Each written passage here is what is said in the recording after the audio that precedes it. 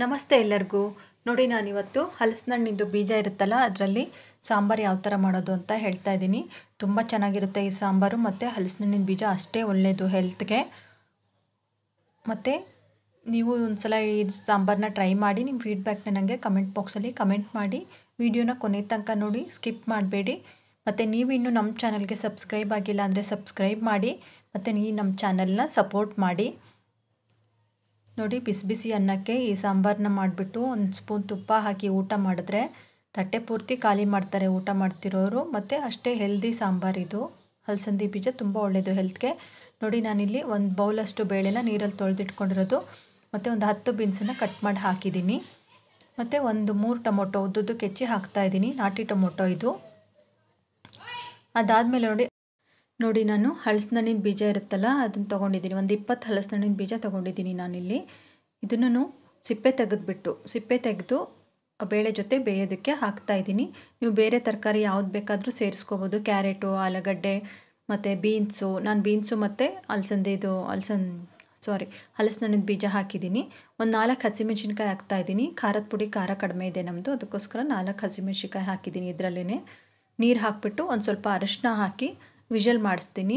ಒಂದು 3ರಿಂದ 4 ವಿಷಲ್ ಮಾಡಿಸ್ಕೊಳ್ಳಿ. ನೀವು ಸಾಮಾನ್ಯವಾಗಿ ಬೇಳೆ ಬೇಯಿಸೋದಕ್ಕೆ ಎಷ್ಟು ವಿಷಲ್ ಮಾಡ್ತೀರಲ್ಲ ಅಷ್ಟು ವಿಷಲ್ ಮಾಡಿಸ್ಕೊಂಡ್ರೆ ಸಾಕಾಗುತ್ತೆ. ನೋಡಿ, ಮಸಾಲ ರುಬ್ಕೊಳ್ಳೋದಕ್ಕೆ 1 ಸ್ಪೂನಷ್ಟು ಜೀರಿಗೆ ಹಾಕ್ತಾಯಿದ್ದೀನಿ. ಮತ್ತು 1 ಈರುಳ್ಳಿನ ಉದ್ದುದ್ದಕ್ಕೆ ಕಟ್ ಮಾಡಿ ಹಾಕ್ತಾಯಿದ್ದೀನಿ. ಚಿಕ್ಕದು ಒಂದು, ದೊಡ್ಡದಾದರೆ ಸ್ವಲ್ಪ ಒಂದು ಅರ್ಧ ಕಾಲು ಭಾಗ ಹಾಕಿದ್ರೆ ಸಾಕು. ಒಂದು 10 ಕೊಬ್ಬರಿ ಪೀಸಸ್ ಹಾಕ್ತಾಯಿದ್ದೀನಿ ನಾನು ಇದಕ್ಕೆ. ಒಂದು ಸ್ವಲ್ಪ ಕರಿಬೇವು ಮತ್ತು ಒಂದು ಸ್ವಲ್ಪ ಕೊತ್ತಂಬರಿ, ಇದಿಷ್ಟನ್ನು ಹಾಕಿಬಿಟ್ಟು ಇದಕ್ಕೆ ಮತ್ತೆ ನಾನು ಇನ್ನೊಂದು 2 ಐಟಮ್ ಆ್ಯಡ್ ಮಾಡ್ತಾಯಿದ್ದೀನಿ. ನೋಡಿ, ಸಾಂಬಾರು ಪುಡಿ 1 ಸ್ಪೂನಷ್ಟು ಹಾಕಿದ್ದೀನಿ. ಖಾರದ ಪುಡಿ 2 ಸ್ಪೂನಷ್ಟು ಹಾಕ್ತಾಯಿದ್ದೀನಿ. ಇದು ಮನೇಲೇ ಮಾಡಿರೋದು. ನಿಮಗೆ ಏನಾದ್ರು ಸಾಂಬಾರು ಪುಡಿ ಖಾರದ ಪುಡಿದು ವೀಡಿಯೋ ಬೇಕಂದರೆ ನಮ್ಮ ಚಾನಲಲ್ಲಿರುತ್ತೆ, ಹೋಗಿ ನೀವು ನೋಡ್ಬೋದು. ಇದನ್ನು ಸಣ್ಣಗೆ ತರಿಯಾಗಿ ರುಬ್ಕೋಬೇಕು. ನೋಡಿ, ಈ ಥರ ರುಬ್ಕೊಂಡ್ರೆ ಸಾಕು. ಮಸಾಲಾನ ಇಷ್ಟು ಸಣ್ಣಗಿದ್ರೆ ಸಾಕು, ತುಂಬ ಸಣ್ಣಗೆ ಪೇಸ್ಟು ಮಾಡಬೇಡಿ.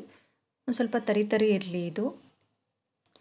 ಇವಾಗ ಕುಕ್ಕರ್ ತಣ್ಣಗಾಗಿದೆ, ಲಿಡ್ ಓಪನ್ ಮಾಡ್ತಾಯಿದ್ದೀನಿ. ನೋಡಿ, ನಾನು ಬೆಂದಿದೆ ಹಲಸಿನ ಬೀಜ ಮತ್ತು ತರಕಾರಿ ಎಲ್ಲ, ಬೇಳೆ ಎಲ್ಲ ಬೆಂದಿದೆ. ಇವಾಗ ಇದನ್ನು ಸ್ವಲ್ಪ ಮಸಿಯೋದನ್ನು ಕೋಲು ತೊಗೊಂಡು ಮಸಿಯೋಣ ಒಂಚೂರು.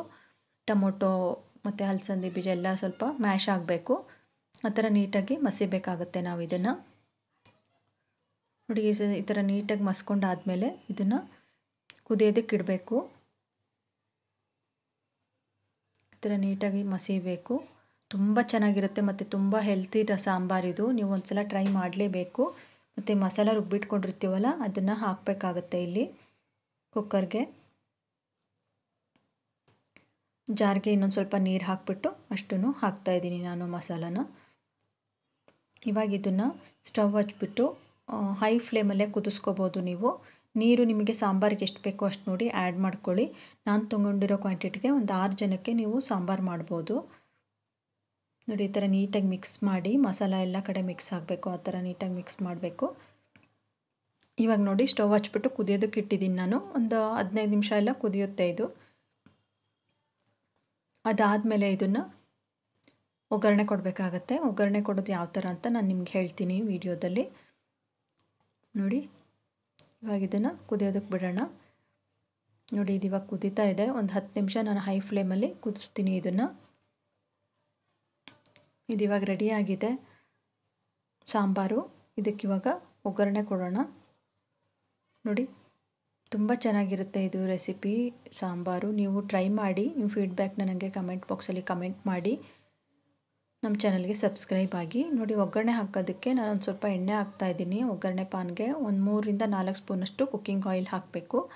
ಅದಾದಮೇಲೆ ಒಂದು ಸ್ವಲ್ಪ ಸಾಸಿವೆ ಮತ್ತು ಜೀರಿಗೆ ಹಾಕಬೇಕಾಗುತ್ತೆ. ಫಸ್ಟು ನಾನು ಬೆಳ್ಳುಳ್ಳಿ ಹಾಕ್ತೀನಿ ಇಲ್ಲಿ, ಏಕೆಂದರೆ ಸಾಸಿವೆ ಬೆಳ್ಳುಳ್ಳಿ ಫ್ರೈ ಆಗೋ ಅಷ್ಟರಲ್ಲಿ ಸಾಸಿವೆ ಸೀದ್ಬಿಡುತ್ತೆ. ಅದಕ್ಕೆ ಬೆಳ್ಳುಳ್ಳಿ ಫಸ್ಟ್ ಹಾಕ್ಬಿಟ್ಟು ಅದಾದಮೇಲೆ ಸಾಸಿವೆ ಹಾಕ್ತಾಯಿದ್ದೀನಿ ನಾನು. ಒಂದು ಸ್ವಲ್ಪ ಫ್ರೈ ಆದಮೇಲೆ, ಬೆಳ್ಳುಳ್ಳಿ ಸ್ವಲ್ಪ ಫ್ರೈ ಆದಮೇಲೆ ಸಾಸಿವೆ ಹಾಕಬೇಕು, ಜೀರಿಗೆ ಹಾಕಬೇಕು ಮತ್ತು ಒಂದು ಸ್ವಲ್ಪ ಕರಿಬೇವು, ಹಿಂಗೆ ಒಂದು ಸ್ವಲ್ಪ ಹಾಕ್ತಾಯಿದ್ದೀನಿ ನಾನು. ಇವಾಗ ಇದನ್ನೆಲ್ಲ ನೀಟಾಗಿ ಮಿಕ್ಸ್ ಮಾಡಿ. ನೀವು ಈರುಳ್ಳಿ ಬೇಕಂದರೆ ಹಾಕ್ಬೋದು, ಆಪ್ಷನಲ್ಲು. ಒಬ್ರೊಬ್ರು ಈರುಳ್ಳಿನೂ ಹಾಕ್ತಾರೆ ಉದ್ದುದ್ದಕ್ಕೆ ಕಟ್ ಮಾಡಿಬಿಟ್ಟು. ನೀವು ಬೇಕಂದರೆ ಈರುಳ್ಳಿನೂ ಒಗ್ಗರಣೆಗೆ ಹಾಕ್ಬೋದು. ನೋಡಿ, ಇದು ಇವಾಗ ರೆಡಿಯಾಗಿದೆ ಒಗ್ಗರಣೆ. ಇದು ಚೆನ್ನಾಗಿ ಕಾದಿರುತ್ತಲ್ಲ ಆವಾಗಲೇ ಸಾಂಬಾರ್ಗೆ ಹಾಕಬೇಕು. ಸಾಂಬಾರ್ಗೆ ಹಾಕಿಬಿಟ್ಟು ತಕ್ಷಣಕ್ಕೆ ಲಿಡ್ ಕ್ಲೋಸ್ ಮಾಡಿಬಿಡಬೇಕು.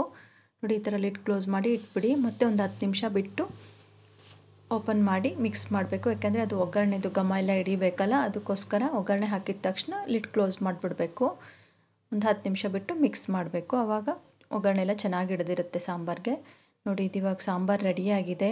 ಈ ಸಾಂಬಾರನ್ನ ಬಿಸಿ ಬಿಸಿ ಅನ್ನದ ಜೊತೆ ಚಟ್ನಿ ಪುಡಿ ಮತ್ತು ಹುಣಸೆಹಣ್ಣಿನ ತೊಕ್ಕು ಏನಿರುತ್ತೋ ಅದ್ರ ಜೊತೆ ಸೈಡ್ ಡಿಶ್ಶು ಹಾಕ್ಬಿಟ್ಟು ಅನ್ನ ಸಾಂಬಾರು ಮತ್ತು ಒಂದು ಸ್ವಲ್ಪ ತುಪ್ಪದ್ದು ವಿಡಿಯೋ ಇದೆ ನಮ್ಮದು ಚಾನಲಲ್ಲಿ, ನೀವು ಬೇಕಾದ್ರೆ ಅದನ್ನು ನೋಡ್ಬೋದು. ಮನೆಯಲ್ಲೇ ಮಾಡಿರೋ ತುಪ್ಪ ಇದು. ನೋಡಿ ತುಪ್ಪದ ಜೊತೆ ಸರ್ವ್ ಮಾಡಿ ಬಿಸಿ ಬಿಸಿಯಾಗಿ ಸರ್ವ್ ಮಾಡಿದ್ರೆ ತಟ್ಟೆಲಿ ಇರೋದನ್ನು ಅನ್ನ ಎಲ್ಲ ಖಾಲಿ ಮಾಡ್ತಾರೆ. ವಿಡಿಯೋನ ಕೊನೆ ತನಕ ನೋಡಿದ್ದಕ್ಕೆ ಥ್ಯಾಂಕ್ ಯು.